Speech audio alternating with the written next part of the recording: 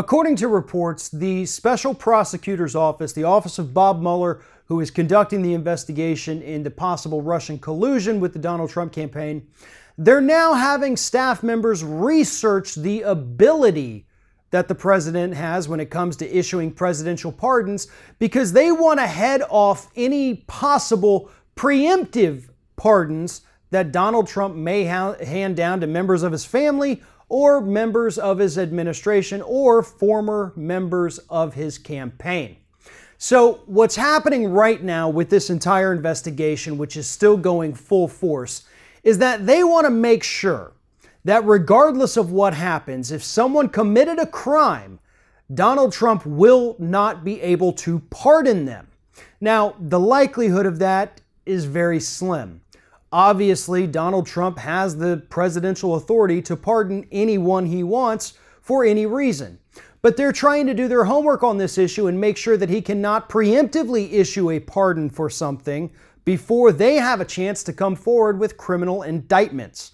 Furthermore, and this is the more important part of the story that I think a lot of the coverage of it has missed, if they are looking into the presidential pardonability and trying to find a way around it, then they very obviously have indictments that are about to come out.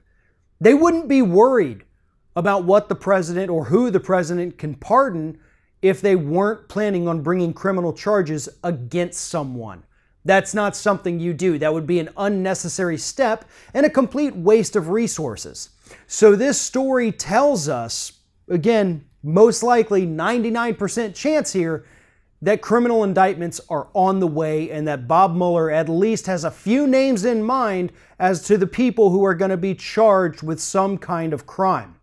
Now, the Mueller investigation in recent months has broadened to go just beyond Russian collusion. They're pulling bank records from Donald Trump and his family. They're pulling IRS records from Donald Trump and his family. And let's not forget that earlier this week, we found out that a district attorney in the state of New York dropped an investigation into the dealings of Ivanka, Jared Kushner, and Donald Trump Jr., where they misled investors as to the true value and nature of a property that they owned in Soho.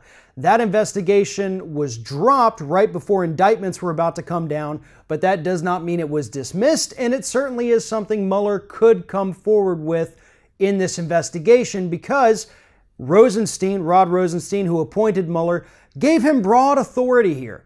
He is allowed to chase any particular rabbit hole or thread that comes out of his investigation and pursue that in separate charges. He is not only limited to finding something connected to Russia.